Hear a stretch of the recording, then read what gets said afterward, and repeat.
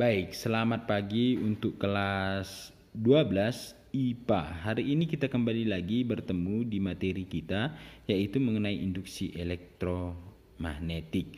Di mana pada induksi elektromagnetik yang sudah kita pelajari kemarin-kemarin, maka yang akan kita bahas di sini materinya yaitu mengenai induktansi diri. Bagaimana itu induktansi diri? Induktansi diri ini sebenarnya hampir sama dengan GGL induksi yang kita pelajari kemarin-kemarin.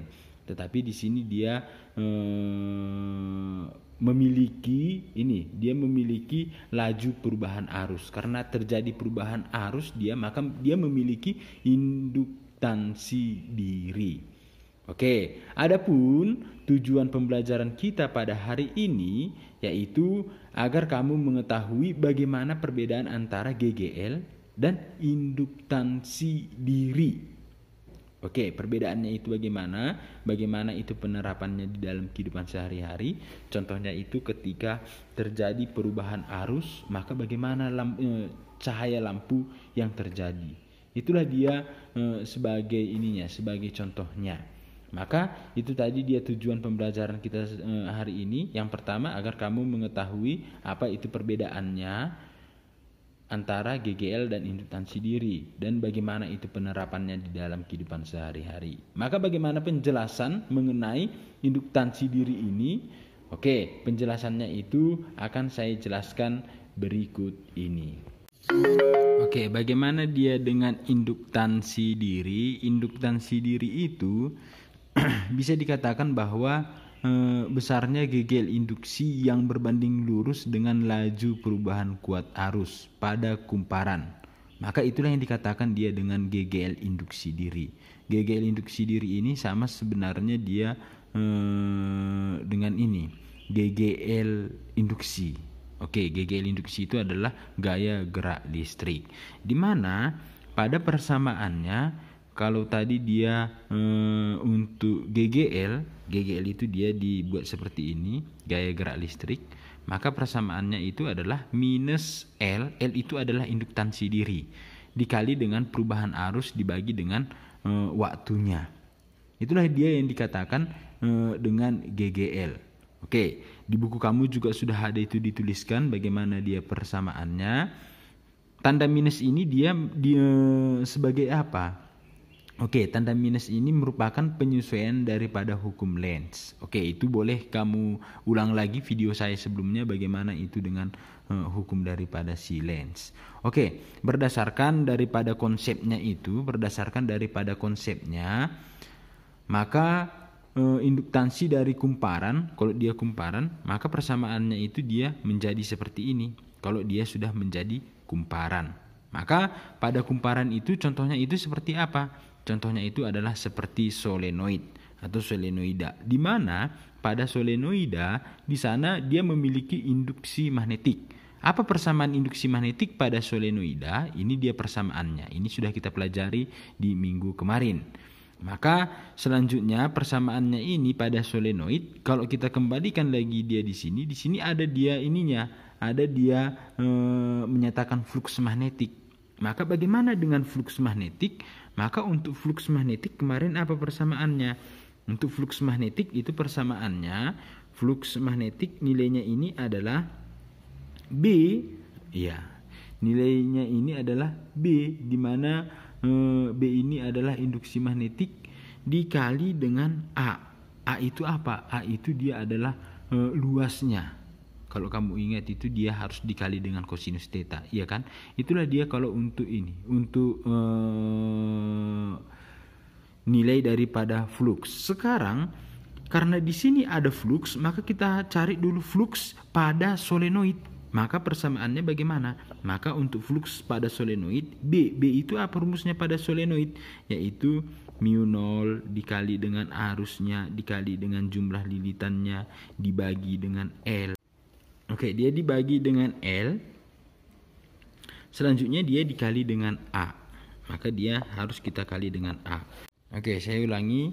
mu0 dikali dengan I dikali dengan N dibagi dengan L, maka dia dikali dengan A. Ini dia adalah untuk B, induksi magnetiknya, dan ini adalah A sebagai luas. Itulah dia yang dikatakan dengan flux. Sekarang Dari flux ini kita masukkan dia ke persamaan induktansi diri yang ini. Kita masukkan dia ke sini. Maka nilainya ini bagaimana? Maka nilainya ini menjadi L dikali dengan I sama dengan maka nilainya ini masih ada tetap N, maka N dikali dengan mu 0 yang ini langsung flux karena dia dikali dengan flux. Nilainya itu adalah mu 0 dikali dengan I dikali dengan N dibagi dengan apa? Dibagi dengan L dikali dengan A. Maka induktansi dirinya di sini untuk L dikali dengan I, untuk L dikali dengan I, maka nilainya itu adalah N kali N. Maka nilainya adalah N kuadrat dikali dengan mu 0 dikali dengan I dikali dengan A, maka dia dibagi dengan L. Itulah dia untuk persamaannya. Maka kalau kita buat dia menjadi sebuah persamaan, maka untuk L ini nilainya adalah N kuadrat dikali dengan mu 0 dikali dengan A dibagi dengan L. I-nya kemana? I-nya di sini ada I, di sini ada I. Kenapa gak kita coret? Maka boleh kita coret dia seperti ini. Maka tinggallah induktansi dirinya itu hanya seperti ini. Inilah dia persamaan induktansi diri pada solenoida. Inilah dia persamaan induktansi diri pada solenoida. Maka kalau saya buat di sini keterangan dari persamaan-persamaan ini semua, di sini ada, ini adalah GGL, gaya gerak listrik. Selanjutnya ada juga dia di sini L. L ini apa? L ini adalah induktansi diri. Ada lagi dia apa? Ada lagi dia di sini L. L ini L kecil ya. L kecil ini dia adalah panjangnya. Ini hanya ada pada solenoid. Panjang solenoid. Ada lagi apa? Ada lagi A. A ini adalah luas. Ada lagi apa? Ada lagi N. N ini apa? N ini adalah jumlah lilitan. Ada lagi apa? Ada lagi dia A tadi sudah. Ada dia mu 0. Mu 0 ini adalah permeabilitas magnetik. Nilainya adalah 4 V kali 10 pangkat minus 7. Satuannya itu adalah Weber per ampere meter. Inilah dia sebagai keterangannya. Itu tadi dia penjelasan dari saya. Maka silahkan kamu pelajari lagi di rumah sebagai tugas kamu. Sebagai tugas kamu untuk hari ini, cukup kamu tuliskan materi mengenai GGL induksi dan induktansi diri di buku kamu. Silahkan kamu tuliskan dan nanti kamu fotokan dan kamu kirimkan ke GCR. Hanya itu aja tugas kamu. Silahkan lagi kamu belajar mengenai transformator yang akan kita pelajari di pertemuan berikutnya.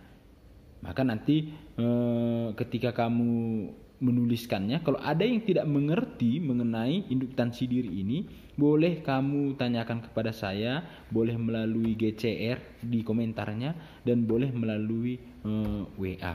Maka akan kita bahas bersama, kita akan belajar bersama di sana. Baik, hanya itu aja dulu pertemuan kita pada hari ini. Silahkan kamu lebih banyak belajar di rumah, lebih banyak latihan-latihan soal, maka kamu akan lebih paham lagi. Kamu bisa belajar dari media-media yang lain, bukan hanya dari video saya ini atau dari buku, tetapi dari mana saja boleh kamu belajar selama proses daring ini. Cukup sekian dulu pertemuan kita pada hari ini. Tetap jaga kesehatan, tetap rajin belajar di rumah. Terima kasih.